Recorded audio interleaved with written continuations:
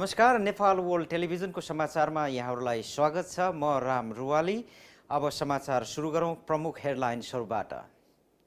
गैर आवासीय नेपाली संगठन अस्ट्रेलियाको राष्ट्रिय अधिवेशन सिडनीमा गरिने, नेपालका भलिबल खेलाडी सिपोरा गुरुङद्वारा अभिनीत नेपाली चलचित्र घलेक अस्ट्रेलियामा प्रदर्शन हुने, नेपालिज एसोसिएसन अफ क्विन्सल्यान्डले अस्ट्रेलियामा रहेका नेपाली माझ नृत्य प्रतियोगिता गर्ने, नेपालको प्रमुख पर्यटकीय केन्द्र रहँदै आएको ठमेललाई छिट्टै अत्याधुनिक सुविधा सम्पन्न ठमेलभित्रको ठमेल बनाउने कार्यको थालनी, एसियाना एयरलाइन्सको विमान अवतरणको क्रममा सान फ्रान्सिस्को विमानस्थलमा दुर्घटना, 2 जना मृत्युको पुष्टि, अमेरिकामा पीएचडी गर्दै रहेका 8 नेपाली विद्यार्थी पक्राउमा।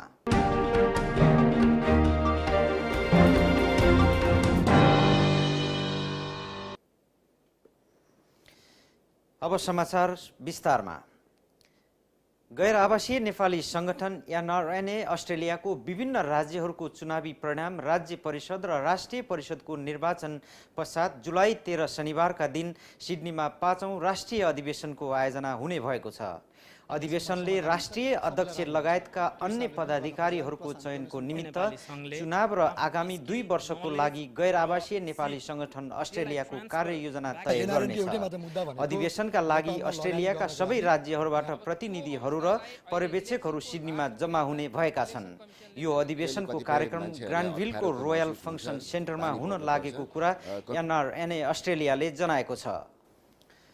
तमु समाज सिडनीको आयोजनामा नेपालको ख्यातिप्राप्त भलिबल खेलाडी सिपोरा गुरुङ अभिनीत नेपाली फिल्म घलेक सिडनीमा पनि प्रदर्शन हुने भएको छ।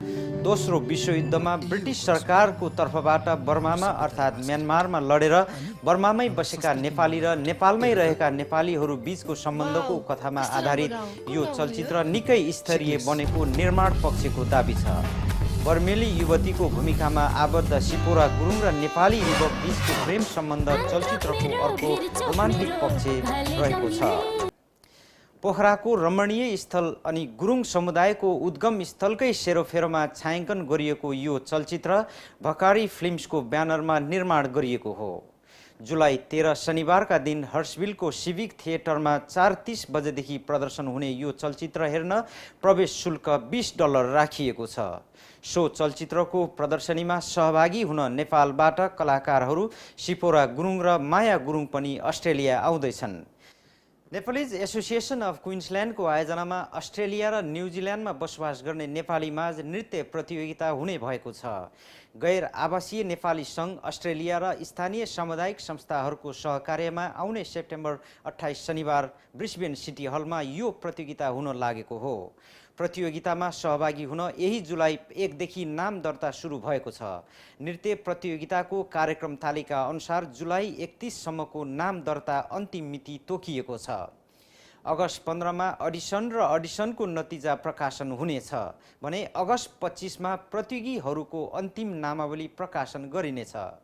2 चरणमा हुने यो प्रतियोगिताको पहिलो चरणमा प्रतियोगीहरूले आफ्नो इच्छा अनुसारको गीतमा नृत्य गर्न पाउने छन् भने दोस्रो चरणको प्रतियोगितामा एकल, युगल वा समूहमा नृत्य प्रस्तुत गर्नुपर्नेछ।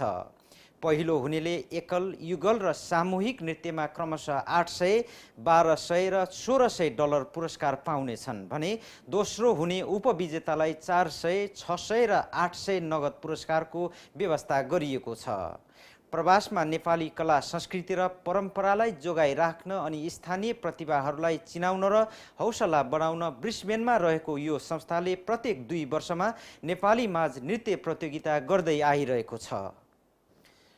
राजधानीको पर्यटकीय क्षेत्र ठमेलमा 7 व्यवसायीहरूको 3 अर्ब लगानीमा 5 तारे होटल सहितको छाया सेन्टर निर्माण हुँदैछ। 3 वर्षभित्र सञ्चालनमा ल्याउने लक्ष्यसहित निर्माण सुरु भएको सेन्टरमा 5 तारे होटल द ठमेल प्यालेस सहित पसल, restaurant, cinema hall, food court, banquet लगायतका सुविधा सम्पन्न बनाउने लक्ष्य लिएको छ। छायादेवी कम्प्लेक्स प्रणालीले 15 रोपनी जग्गामा निर्माण गरिरहेको यो सेन्टरमा 3 अर्ब रुपियाँ लगानी रहने कम्पनीका एक सञ्चालक सुमन पाण्डेले जानकारी गराएका छन्। ठमेलभित्रकै ठमेलको अवधारणामा अहिलेसम्मकै अत्याधुनिक सुविधा सम्पन्न होटल तथा पर्यटन कम्प्लेक्स निर्माण भइरहेकोले यसले ठमेलको शानका अतिरिक्त मुलुककै पर्यटन क्षेत्रमा नयाँ आयाम थप्ने देखिएको छ। नेपाल इन्भेस्टमेन्ट बैंक अध्यक्ष पृथ्वी बहादुर पाण्डेको अगुवाईमा शेयर लगानीकर्ता निर्मल प्रधान, रियल इस्टेटका कालु गुरुङ र पर्यटनका योगेन्द्र साक्य, अटोमोबाइल तथा हाउजिङका शहीद घिमिरे तथा पर्यटन व्यवसायी सुमन पाण्डे र महेश्वर श्रेष्ठले छाया सेन्टरमा लगानी गरेका छन्। सञ्चालक पाण्डेले सेन्टरको निर्माण 3 वर्षभित्र पुरा गर्ने लक्ष्य लिए पनि निर्धारित मितिभन्दा चाँडै हुने सम्भावना देखिएको बताएका छन्। नेपाली वस्तुकलामा आधारित रहेर नेपाली इन्जिनियरले नै डिजाइन गरेको यो भवन कोनेटिक प्रणालीले निर्माण गरिरहेको छ। अहिलेसम्म ठमेल मुलुककै पर्यटकीय केन्द्र रहँदै आएको भए पनि ठुला र सुविधा सम्पन्न होटल कम रहेको ठमेलमा ठुला होटल खोल्न व्यवसायहरू लागि परिरहेका छन्। अस्ट्रेलियाका धनाढ्य शेष घलेले 2 अर्ब 50 करोड रुपियाँ खर्चेर 5 तारे होटल काठमाडौँ निर्माण गर्दैछन् भने स्वदेशी व्यवसायी शशिकान्त अग्रवालले पनि ठमेलमै 3 तारे होटल मेरिट काठमाडौँ निर्माण गर्दैछन्।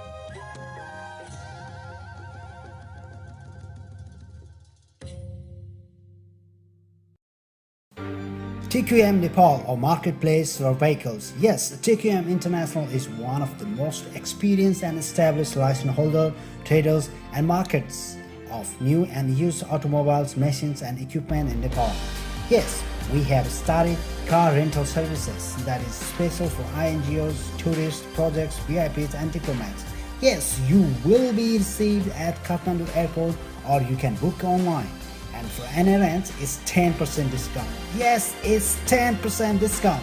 So visit www.tqmnepal.com or call 401-5658 or 401-5662. TQM Nepal, a marketplace for vehicles. अमेरिकाको सान फ्रान्सिस्को विमानस्थलमा अवतरणका क्रममा विमान दुर्घटना भएको छ, जसमा कम्तीमा 2 जनाको मृत्यु भएको छ भने दर्जनौं घाइते भएका छन्। दक्षिण कोरियाको राजधानी सियोलबाट उडेको बोइङ 777 अवतरणको क्रममा दुर्घटनाग्रस्त भएको अधिकारीहरूले बताएका छन्। विमानमा 291 जना यात्रु र 16 चालक दलका सदस्य थिए। यात्रुहरूमा 141 चिनिया, 77 दक्षिण कोरियाली र 61 अमेरिकी नागरिक थिए। उनीहरूमध्ये 190 जनालाई सकुशल उद्धार गरिएको छ भने घाइते 49 जनाको अवस्था गम्भीर रहेको बताइएको छ। प्रारम्भिक अनुसन्धान अनुसार विमानस्थलको बारमा ठोकिएर विमान दुर्घटना भएको अनुमान गरिए पनि दुर्घटनाको कारण अहिलेसम्म खुल्न नसकेको बीबीसीले जनाएको छ। जालसाजी गरी आश्रित डिपेन्डेन्टलाई अमेरिका पुर्याएको अभियोगमा केन्सास राज्यमा 8 जना नेपाली विद्यार्थी पक्राउमा परेका छन्। पक्राउ पर्ने सबै म्यानहट्टन स्थित केन्सास स्टेट युनिभर्सिटीका विद्यावारिधी पीएचडी का विद्यार्थीहरू रहेका छन्। राज्यका न्यायाधिवक्ता क्यारी ग्रिम्सको विद्यावारिधी गरिरहेका 9 जना नेपाली विद्यार्थीमाथि 5 वर्ष अघि आश्रितलाई अमेरिकी भिसा दिलाउन जालसाजी गरेको अभियोग लगाइएको छ। त्यसमध्ये 1 जना भने 2 वर्ष अघि नै नेपाल आइसकेका छन्। पक्राउ पर्नेहरूमा 33 वर्षीय महेन्द्र थापा, 41 वर्षीय खेम आचार्य, 37 वर्षीय राजकुमार दानी, 41 वर्षीय लीला बल्लभ पाण्डे, 37 वर्षीय लक्ष्मण पोखरेल, 38 वर्षीय केदार प्रसाई, 33 वर्षीय गोविन्द पनेरू र 43 वर्षीय नारायण चापागाई छन्। अभियोग लगाइएका 37 वर्षीय सन्तोष घिमिरेले भने अमेरिका छाडिसकेका छन्। राज्यको न्यायाधिवक्ता कार्यालयबाट मंगलबार जारी अभियोग पत्र अनुसार सन् 2008 मा ती विद्यार्थीले आफ्नो आर्थिक हैसियत सम्बन्धी दस्तावेज तयार गर्दा जालसाजी गरेका थिए। उनीहरूले आफ्ना सहपाठीसँगै रकम लिएर खातामा जम्मा गरेर बैंक खातामा रहेको रकम आफै दाबी गर्दै त्यसैका आधारमा कागजपत्र निकालेको र भिसा पाएपछि उनीहरूले त्यो पैसा सहपाठीलाई फिर्ता गरेको अभियोग पत्रमा भनिएको छ। अभियोग प्रमाणित भएको खण्डमा हरेक विद्यार्थीले फेडरेसन जेलमा कम्तीमा 10 वर्ष कारावास र 2,50,000 अमेरिकी डलरसम्म जरिवाना तिर्नुपर्ने हुन सक्छ। प्रहरीले सोमबार र मंगलबार ती विद्यार्थीहरूलाई पक्राउ गरेको जनाइएको छ। इजिप्टमा अपदस्थ राष्ट्रपति मोहम्मद मुर्सीका समर्थक र विपक्षी बीचको पछिल्लो झडपमा 15 जना मारिएका छन्। सेनाले हानेको गोली लागि अलेक्जेन्ड्रियामा 12 र राजधानी काइरोमा 3 जना मारिएका छन्, जसमा 5 जना प्रहरी पनि परेका छन्। 318 भन्दा बढी घाइते भएको आपतकालीन सेवाका प्रमुखले जनाएका छन्। काइरोमा सेनाको गोली लागि मुर्सीका 3 समर्थक मारिएपछि थप हिंसा भड्किएको समाचारमा आएको छ। इजिप्टमा गत बुधबार सेनाले कू गरी पहिलो जननिर्वाचित राष्ट्रपति मुर्सीलाई अपदस्थ गरी संवैधानिक अदालतका प्रमुख अदली महमुद मन्सुरलाई अन्तरिम सरकारको प्रमुख नियुक्त गरेपछि भड्किएको हिंसामा 36 जनाको ज्यान गइसकेको छ। सैन्य कूको विरोधमा रहेका मुर्सी समर्थकहरूले जनतालाई गोलीको निशाना नबनाउन चेतावनी दिएका छन्। मुर्सी र उनको मुस्लिम नजरबन्दमा छन् भने मुर्सीका समर्थकहरूले अपदस्थ इस्लामिक नेतालाई पद बहाली नगरिएसम्म सडकमा प्रदर्शन जारी राख्ने प्रतिबद्धता जनाएका छन्।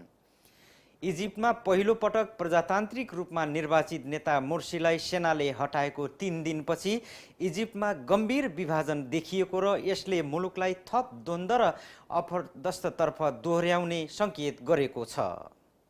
दुई पक्षबीच मुलुकका अरू सहरहरूमा पनि चर्किएको भिडन्तको सम्भावना बढिरहेको बेला देशका कार्यवाहक राष्ट्रपति अदली मन्सुरले शनिबार सैनिक प्रमुख तथा रक्षा मन्त्री जनरल अब्देल फताह अल हिसी र गृहमन्त्री मोहम्मद इब्राहिमसँग अपदस्थ नेता मोर्सीका समर्थक तथा विपक्षीहरूबीच भइरहेको हिंसाका विषयमा छलफल गरेको जनाइएको छ। हवस् त यसका साथै नेपाल वर्ल्ड टेलिभिजनद्वारा प्रसारण भएको समाचार अहिलेलाई यति नै। अर्को हप्ता म विविध समाचारका सामग्रीहरू लिएर यहाँहरू समक्ष उपस्थित हुनेछु। अहिलेसम्म हामीले प्रसारण गरेको समाचार नेपाल वर्ल्ड टेलिभिजनको www.nepalworldtv वेबका साथै brtnepal.com मा पनि हेर्न सकिनेछ। नेपाल वर्ल्ड टेलिभिजनका समाचार युनिटका साथै मलाई पनि बिदा दिनुहोस्। नमस्कार।